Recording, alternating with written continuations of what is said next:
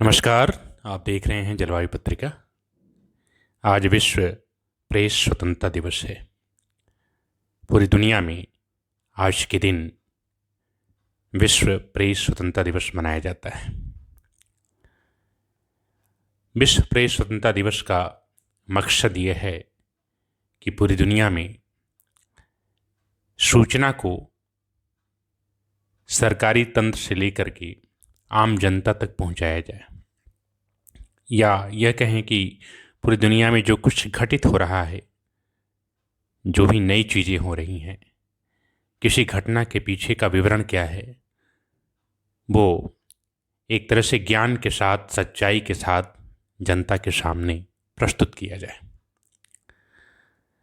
पूरी दुनिया में 180 देशों में पत्रकारिता यानी प्रेस को जो स्वतंत्रता या फ्रीडम का जो रैंकिंग बनाई गई है, उसमें भारत जो है वो 142वें स्थान पर है।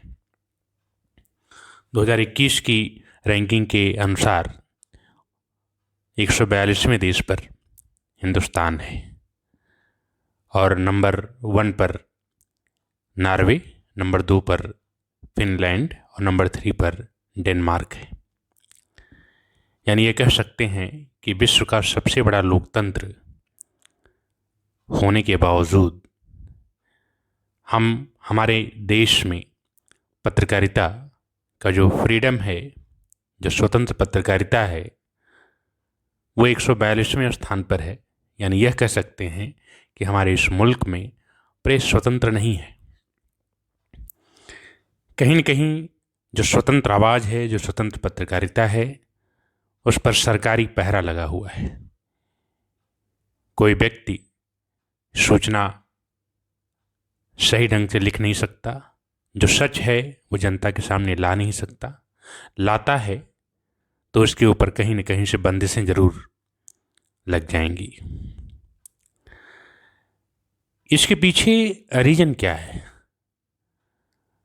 रीज़न आज के 20 वर्ष पहले, या ये कहें 25 वर्ष पहले, हिंदुस्तान में पत्रकारिता में वो वर्ग आता था जिनके लिए पत्रकारिता एक मिशन थी।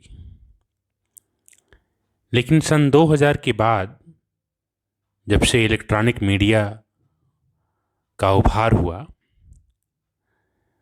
तब से लोग पत्रकारिता में मिशन के लिए नहीं, बल्कि पत्रकारिता में सेलिब्रिटीज बनने के लिए आगे आने लगे। या ये कहें कि आज हर एक पत्रकार अपने आप को सेलिब्रिटी समझता है। वो ये चाहता है कि सत्ता के करीब रहे। वो यह भी चाहता है कि सत्ता में हमारी अच्छी पकड़ हो, हमारे अच्छे काम धाम हो जाएं, जो भी अच्छे काम हम करवाना चाहते हैं अपने स्तर से वो करवा लें, जहां सोर्स लगा लें, या हम अपने पावर को शो करते हैं। जब पत्रकारिता अपने आप को पावर शो करने लगे, सत्ता की दलाली करने लगे, सत्ता की आवाज़ बनने लगे, तो वो पत्रकारिता नहीं रह जाती। वो एक किसी राजनीतिक दल का मुखपत्र हो जाता है, किसी राजनीतिक दल का एक चैनल हो जाता है। और एक पिछले 20 वर्षों में पत्रकारिता का वो विद्रूप चेहरा देखने को मिला,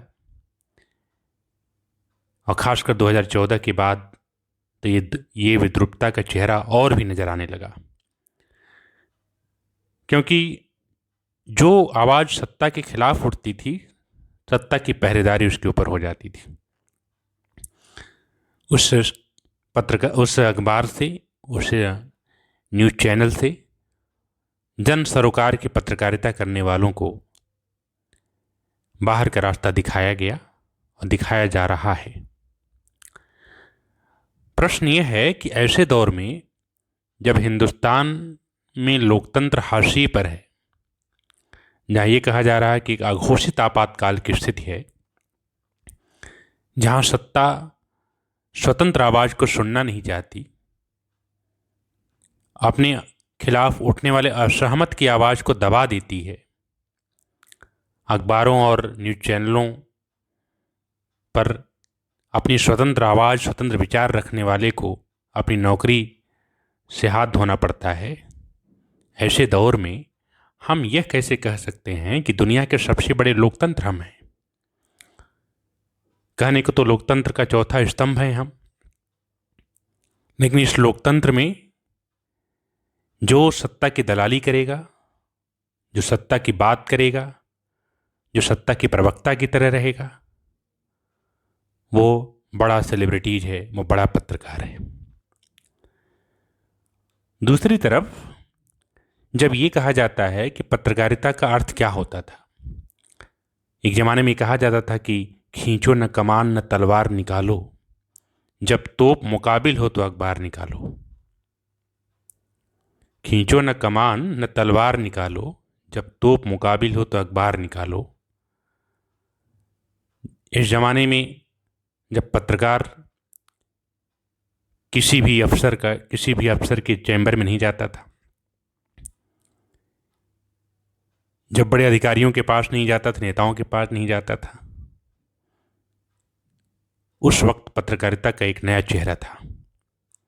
और हमारे बड़े समाज सुधारकों में, चाहे आप महात्मा गांधी जी को ले लीजिए, प्रेमचंद बड़े साहित्यकार को ले लीजिए, भारतेंदु हरिश्चंद्र, विष्णुराव पराड़कर, युगल किशोर शुक्ल, भारतीय नवजागरण के अग्रदूत डॉक्टर राजा राम मोहन राय, ये लोग उस वक्त अंग्रेज़ों की गुलामी के दौर में भी सत्ता के खिलाफ, शासन के खिलाफ अपनी आवाज़ उठाई, अपनी कलम चलाई और निर्भीक ढंग से कलम चलाई।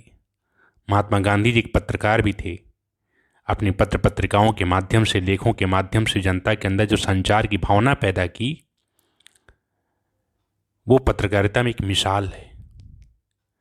वर्तमान दौर में आपको कहाँ ऐसे पत्रकार दिखाई देते हैं जो पत्रकारिता को एक स्वतंत्र आवाज़ के रूप में पेश करते हैं?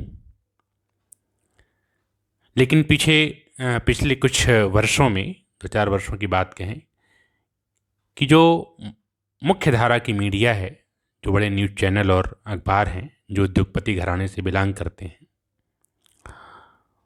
उनसे वैकल्पिक मीडिया, जिसको सोशल मीडिया हम कर सकते हैं, डिजिटल मीडिया ने इन मुख्य धारा की मीडिया को एक आवाज़, एक चोट तो पहुंचाई है, एक आम जनता की आवाज़ तो बनी है। सोशल मीडिया और डिजिटल मीडिया ने सुदूर इलाकों तक ऐसी ऐसी खबरों को कवर किया है जहां तक मुख्य धारा की मीडिया नहीं पहुंच पाई। फिर भी समाज का एक बड़ा वर्ग सूचना से दूर है, और सूचना से दूर है इसलिए बहुत सारी चीज़ों को जानता नहीं, और वो बने बनाए चेहरे, टीवी पर और बड़े अखबारों में बने बनाए चेहरे को ही देश का नेतृत्व सौंप देता है। 2021 की जो थीम रखी गई है विश्व प्रेस स्वतंत्रता दिवस की, वो थीम है सूचना से जन कल्याण है। इस थीम का अर्थ क्या है? इस थीम का अर्थ यह है कि पूरी दुनिया में जब तक सूचना नहीं पहुंचेगी, सभी के पास सही सूचना नहीं पहुंचेगी, तब तक जन कल्याण नहीं हो सकता।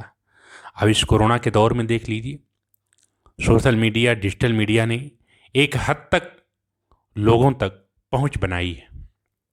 फिर भी बहुत सारे ऐसे लोग हैं जो सही सूचना देना नहीं चाहते। घटनाएं कुछ होती हैं, उसे शासन के दबाव की वजह से कुछ और बनाकर पेश किया जाता है। सिनेरियो कुछ और होता, दिखाया कुछ और जाता है। तो ये कहीं न कहीं से यह दिखाता है कि हिंदुस्तान में जो प्रेस है वो स्वतंत्र नहीं है, वो सिर्फ कहने भर को स्वतंत्र है। जब दुनिया के 180 देशों में हमें 142वां स्थान प्राप्त है, तो आप कल्पना करिए कि आपकी आवाज़ स्वतंत्र नहीं है। और जहाँ आवाज़ स्वतंत्र नहीं होगी, वहाँ पर स्वस्थ लोकतंत्र स्थापित नहीं हो सकता। एक स्वस्थ और मजबूत लोकतंत्र के लिए ज़रूरी है कि प्रेस का स्वतंत्र होना, और जब तक प्रेस स्वतंत्र नहीं होगा, तब तक जाति, धर्म, नफरत की राजनीति करने वालों और किसी राजनीतिक दल के भोंपू बनने वाले न्यूज़ चैनलों, उद्योगपतियों के घरानों से निकलने वाले अखबारों में स्वतंत्र आवाज़ नहीं हो सकती, सही सूचना नहीं हो सकती। इसलिए ज़रूरी है कि प्रेस को स्वतंत्र बनाएं। प्रेस स्वतंत्र होगा, आपकी आवाज़ स्वतंत्र होगी, तो जनता तक सही आवाज़, सही घटना का विवरण पहुंचेगा। और मुझे लगता है कि दुनिया के जो अन्य देश जहां प्रेस स्वतंत्र है, वहाँ की व्यवस्था आप देखिए, वहाँ के लोकतंत्र को देखिए, तब आपको समझ में आएगा कि वो हमसे कितने आगे हैं। इसलिए इस विश्व प्रेस स्वतंत्रता दिवस पर हम सभी मीडिया जगत के लोग, पत्रकार बंधु, ये ज़रूर सोचें कि आपकी आत्मा क्या कह रही है। आपकी आत्मा क्या कहती है, उसे सुनिए। कलम की ताकत दुनिया में किसी भी ताकत से बड़ी ताकत होती है। इसलिए कलम को मजबूत करें, प्रेस को स्वतंत्र करें। इसी शुभकामना के साथ धन्यवाद।